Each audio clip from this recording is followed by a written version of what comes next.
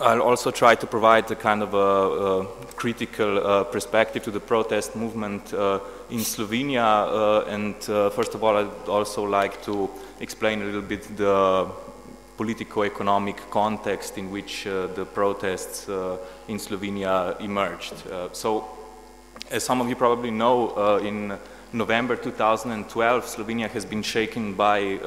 the most massive uprising since it became an independent country in 1991. The uprising has escalated rather quickly in the series of subsequent protests of an unprecedented scale. So in the first period of the protests from the end of 2012 and the beginning of 2013, there had been more than 40 protests in all of the major Slovenian cities with more than 100,000 participants altogether. However, since the summer of 2013,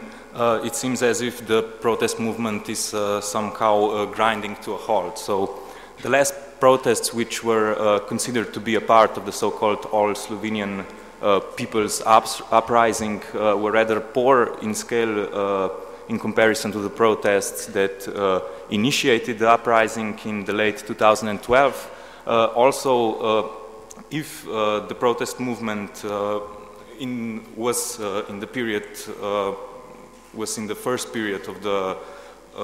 upsurge able to produce some relevant political effects, namely it importantly contributed to the fall of the ruling right-wing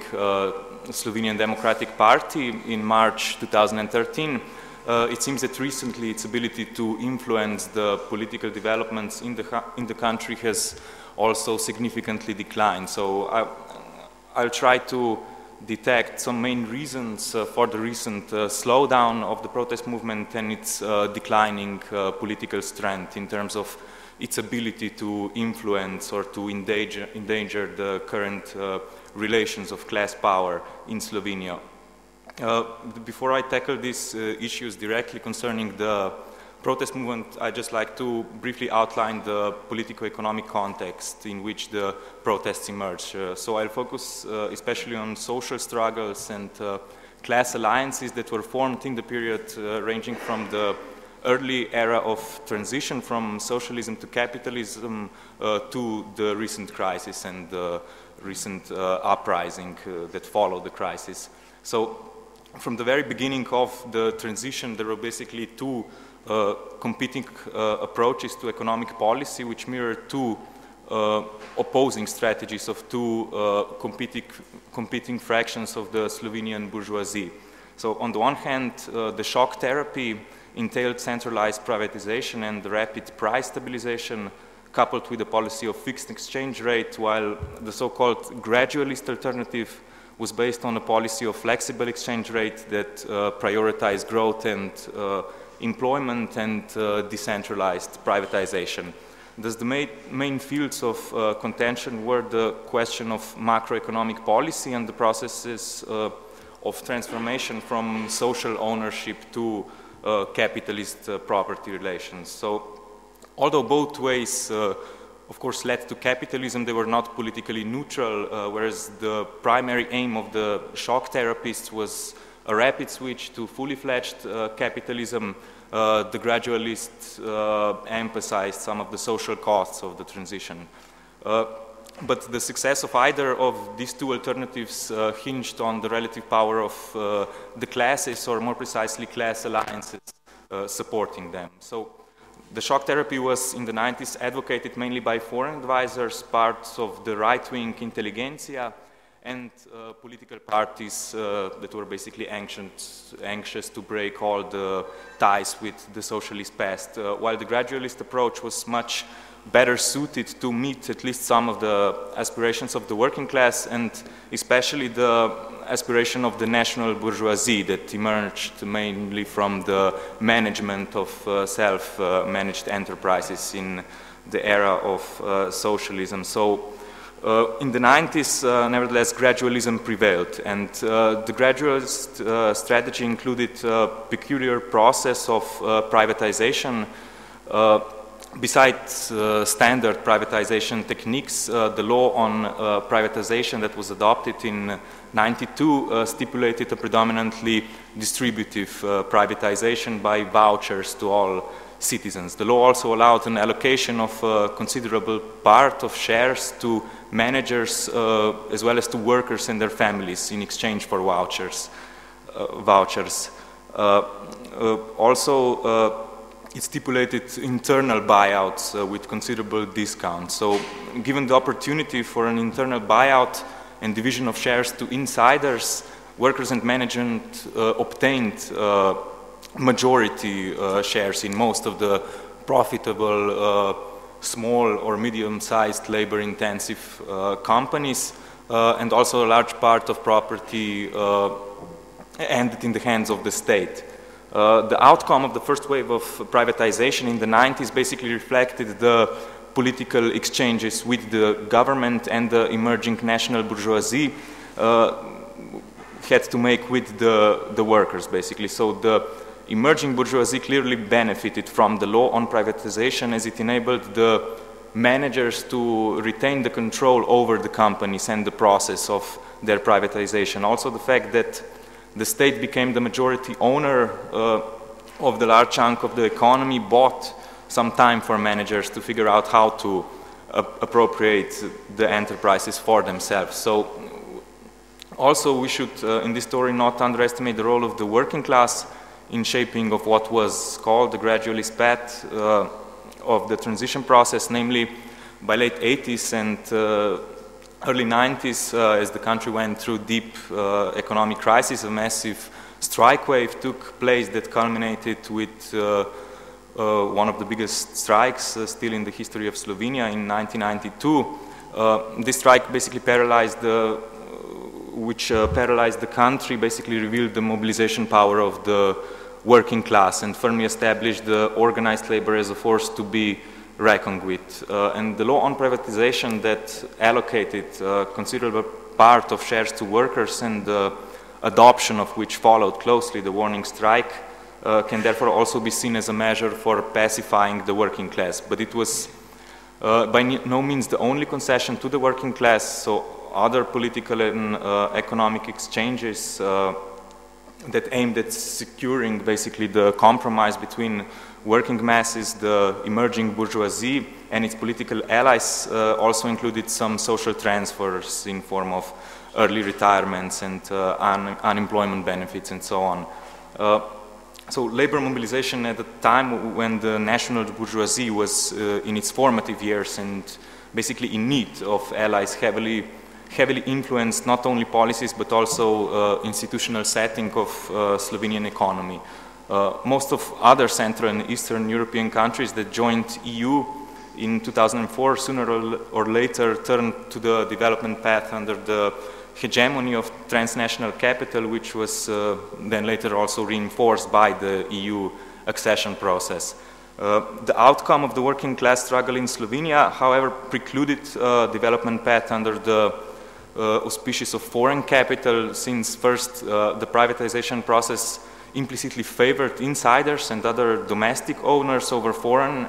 investors, and secondly, organized labor strength was reflected also in relatively high wages and labor costs that made the country also less attractive for foreign investors. And finally, measures of central bank that were adopted aimed at preventing the appreciation of the currency by limiting the inflow of speculative capital also contributed to a limited inflow of foreign direct investment. And Slovenian neoliberal comprador bourgeoisie that sided with the foreign advisors, advocating shock therapy and promoting inflows of foreign investment, at the very beginning of transition was more or less marginalized. But by the end of the 90s, when the capitalist market economy was more or less firmly established, capital business were becoming more and more independent. So around the turn of the century, also a new generation of neoliberal economists emerged that today basically constitute the ideological core of the neoliberal comprador bourgeoisie. they basically shunned what they perceived as a cozy relationship between the economy and state politicians. They argued that Slovenia was falling behind in terms of competitiveness, and they also demanded a radical break with the so-called gradualist path, and by taking bold steps towards a new liberal economic model with foreign capital playing a much stronger role.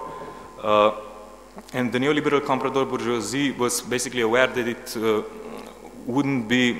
be very hard to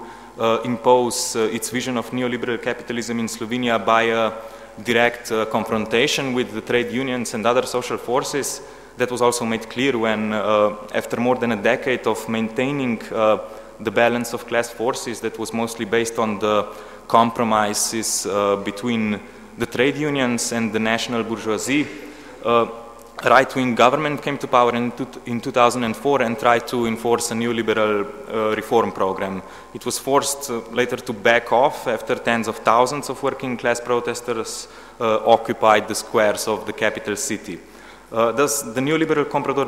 bourgeoisie later on its hopes in an exogenous shock that would disrupt the balance of power in Slovenia and tilt it in favor of a neoliberal economic model. At first, this external push was expected from the process of accession to the European Union, but while this process indeed brought some significant changes, most notably in macroeconomic policy, they were still considered too gradual and shy. It was only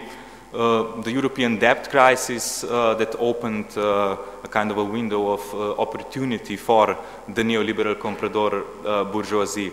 And the context of the European debt crisis provided basically the historical conjuncture in which the new right-wing government committed to a break with the legacy of the gradual transition and to establishment of the neoliberal economic model with minimum social protection, with minimum labor regulation, with as little as possible of state ownership, and also a prominent role for foreign capital. At the same time, the project of creating the national bourgeoisie was discredited basically due to very conspicuous failure of several management buyouts that left a considerable hole in the balance sheet of the banks in time of the recession, in time of the crisis in Slovenia. So in this context, structural reforms were passed by the right-wing government. In 2012, the government enacted harsh austerity measures in order to supposedly bring down the public debt, and these measures entailed also reductions of wages in the public sector, lower unemployment benefits, sickness benefits, pension and social transfers, and so on. And the financial ministry also made it clear that austerity measures weren't imposed just in order to reduce the deficit, but also that austerity basically could be a shortcut to break with the so-called gradualist path. So demands for austerity that were also basically posed by financial markets and European Commission were well suited basically for an attack on what was perceived as big government, but only in regard to welfare state and public employees, because nonetheless the government was generous in regards to capitalist business and lavish in regard to the banking sector. Basically, their actions were to some extent in sharp contrast to claims about the need for fiscal consolidation, but perfectly in line with the ambitions of neoliberal comprador bourgeoisie. For basically large expenditures in the present state of affairs mean basically then taking on additional debt, thus putting the fate of the state in the hands of the bondholders that will of course demand additional cuts in other expenditures and in a foreign investment friendly environment, as it were. And this politico-economic context that was based on a disruption of the balance of forces that were in place during the 20-year period in the 90s and the early 2000s, and the subsequent unilateral adoption of harsh austerity measures after the eruption of the debt crisis basically provided the background for the eruption of the protest movement. The upsurge was definitely occasioned by the deteriorating social economic conditions which were caused by, on the one hand, by the crisis itself and also by a rather brutal response to the crisis by the comprador bourgeoisie and its representatives. So, however, the hegemonic ideological narrative which became predominant in the wake of the dismantling of those relations of forces which were predominant in transition period and the subsequent rise of the neoliberal comprador bourgeoisie considerably veiled this fact. So this hegemonic ideology was based on the narrative that the problems of Slovenian economy arise from the cozy relationship between the corrupt state officials and the economy and by the supposed omnipotence of the state apparatus. And this narrative, of course, implies that the cure is to minimize the state apparatus to including the public sector and the welfare state, of course, to adopt privatization measures, to hold on to the rule of law in order to exterminate corruption and so on. And even though the protesters targeted in directions the whole political apparatus, including the comprador bourgeoisie, a lot of them were mostly targeting them within the ideological terms which were used by the comprador bourgeoisie itself. So here we come to the first main reason for the actually declining strength of the protest movement and its shortcomings from the critical left perspective. Basically, the majority of the protesters were simply unable to articulate their own distinctive political position since they were sticking to the hegemonic ideological narrative. So most of them were emphasizing the problem of corruption of state officials, declining the non-transparent functioning of politicians and state bureaucrats as the root of all evil, and also stubbornly held on to the ideology of the rule of law as the ultimate cure for all the shortcomings of the political and economic system. Thus, from the very beginning of the protests, there was a strong tendency for the ideology of the protest movement to converge with the neoliberal ideology of the comprador bourgeoisie. So this in turn, to a large extent, dismantled the possibility for the protest movement to go beyond the critique of the supposed anomalies of the Slovene-specific capitalist model or system and develop a more consistent systemic critique of the capitalist system as well as its political establishment. The second problem of the uprising has to do with the role of trade unions or more particularly with the relationship between the trade unions and the protest movement. So I've pointed out that the domestic bourgeoisie was in the period of transition willing to strike some compromises with the trade unions, not because they were somehow progressive, but because the conservation of their hegemonic position basically depended on those compromises. But the comprador bourgeoisie, however, was explicitly hostile to the trade unions. Their strategy was based on an aggressive offensive against trade unions. Trade unions thus, particularly after the debt crisis, lost the image of a legitimate social partner. Their strength also sharply declined. Trade union membership also declined in numbers. So if in 2005 they were still able to stop some of the most ferocious neoliberal reforms by mobilizing the working class, recently it seems that they are unable to stop the reforms that are about to be adopted by the ruling classes. So I think that trade unions could at this point regain some strength as well as some legitimacy in the eyes of the workers by more explicitly siding with the protesters against the ruling political classes. And I think that more active trade union involvement in the protest movement would also be beneficial for the protest movement itself, since it would kind of reorient the positions of the protesters in a more class-based position, so onto problems that have to do directly with class struggle. But most of the time trade unions were either unable or unwilling to actively cooperate with the protest movement, while on the other hand some of the protesters were even hostile to trade unions. Namely, some trade union leaders were also targeted by some of the protesters since they were seen as a part of the corrupt state apparatus. So since the